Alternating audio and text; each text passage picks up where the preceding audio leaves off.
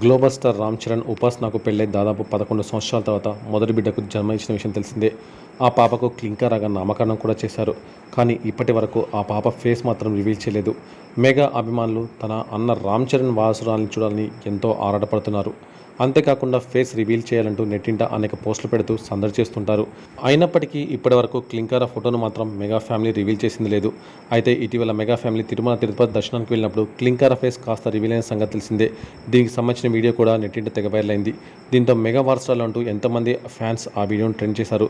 ఇక తాజాగా క్లింకారాను పూర్తిగా రివీల్ చేసింది ఉపాసన.